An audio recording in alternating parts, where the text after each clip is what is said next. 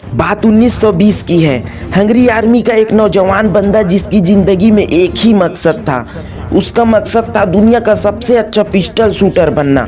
अपने लक्ष्य को प्राप्त करने के लिए वो दिन रात मेहनत करता, घंटों प्रैक्टिस करता और इसी का परिणाम था कि वो अपने देश के टॉप पिस्टल शूटर्स में गिने जाने लगा। सन 1938 में 28 साल के होते होते उसने देश विदेश की कई शूटिंग चैंपियनशिप जीत ली थी और सभी को यकीन हो चला था कि दाएं हाथ का ये निशानेबाज 1940 के टोक्यो ओलंपिक्स में गोल्ड मेडल जीत कर ही दम लेगा। लेकिन होनी को तो कुछ और ही मंजूर था। एक आर्मी ट्रेनिंग सेशन के दौरान उसके हाथ में मौजूद एक हैंड ग्रेनेड फट गया। इस हादसे में उसने अपना दायां हाथ गंवा दिया और इसके साथ ही उसका ओलंपिक्स गोल्ड मेडल जीतने का सपना भी चकनाचूर हो गया। वह 1 महीने तक हॉस्पिटल में पड़ा रहा और उसके बाद जब बाहर निकला तो उसकी दुनिया ही बदल चुकी थी। अब उसकी सबसे बड़ी ताकत उसका दायां हाथ उसके साथ नहीं था। कोई आम बंदा होता तो क्या करता? अपने भाग्य को कोसता, लोगों की सिंपैथी लेने की कोशिश करता और लोगों से कटने लगता, डिप्रेशन में चला जाता और अपनी जिंदगी के मकसद को भूल जाता। लेकिन बचपन से ही दुनिया का सर्वश्रेष्ठ शूटर बनने का सपना देखने वाला वो लड़का तो किसी और ही मिट्टी का बना था।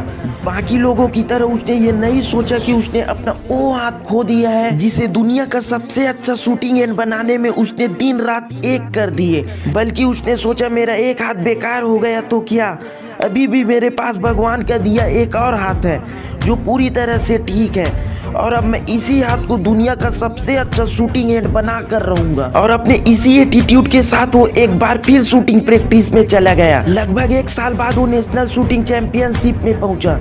इतने समय बाद उसे वहां देख बाकी शूटर्स उसकी हिम्मत की दाद देने लगे कि इतना कुछ हो जाने पर भी वो उन्हें इनकरेज करने आया है। पर जल्द ही वे आश्चर्य में पड़ गए जब उन्हें पता चला कि वो उन्हें इनकरेज करने के लिए नहीं बल्कि उनसे मुकाबला करने के लिए आया है। मुकाबला हुआ और पूरी दुनिया को हैरान करते हुए अदम्य साहस वाले उस शख्स ने अपने बाएं हाथ से वो मुकाबला जीत लिया। एक बार फिर लगने लगा कि वो दुनिया का सर्वश्रेष्ठ शूटर बनने का अपना सपना पूरा कर सकता है और ओलंपिक्स में गोल्ड मेडल जीत सकता है। पर दुर्भाग्य तो मानो उसके पीछे ही पड़ा था। विश्व युद्ध की वजह से 1940 और 1944 के ओलंपिक्स गेम कैंसिल हो गए और सीधे 1948 लंदन ओलंपिक्स कराने का फैसला लिया गया। इस बीच कितने ही नए शूटर्स अपनी प्रतिभा का लोहा मनवाने के लिए खड़े हो गए। कहाँ अपने प्राइम डेज में उसे दाएं हाथ से मुकाबला करना था और कहाँ इतने सालों बाद अब बाएं हाथ से विश्व स्तरीय मुकाबले में भाग लेना पड़ा था। पर उसे इन बातों की फिक्र ही कहाँ थी।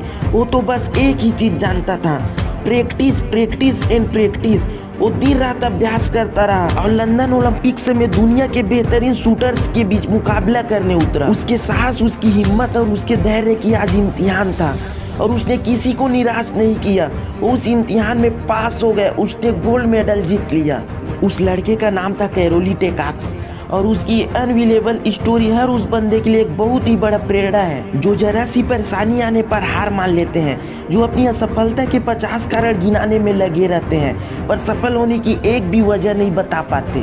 दुनिया में बस एक ही इंसान है जो आपको कामयाब या नाकामयाब बना सकता है और वो इंसान कोई और नहीं, आप खुद हैं। सफलता के संघर्ष में जब भी आपको लगे कि आपके साथ कुछ बुरा हुआ है तो एक बार उस एक हाथ वाले पिस्टल शूटर के बारे में जरूर सोचना और खुद ही डिसाइड करना क्या ये अपना एक हाथ खो देने से बुरा है। लाइफ में अप्स एंड डाउन को आने से हम नहीं रोक सकते पर हम अपने साथ बुरा होने पर कैसे रिएक्ट करते हैं इस चीज को जरूर कंट्रोल कर सकते हैं। इसलिए सिचुएशन चाहे जितनी भी बुरी हो जाए अपना एटीट्यूड बनाए रखना और ध्यान अपने लक्ष्य पर लगाए रखना और दुनिया को अपनी मंजिल पाकर दिखाना। ये स्टोरी आपको कैसी लगी मुझे कमेंट में ज़रूर बताना और वीडियो अच्छा लगे तो लाइक और शेयर ज़रूर करना।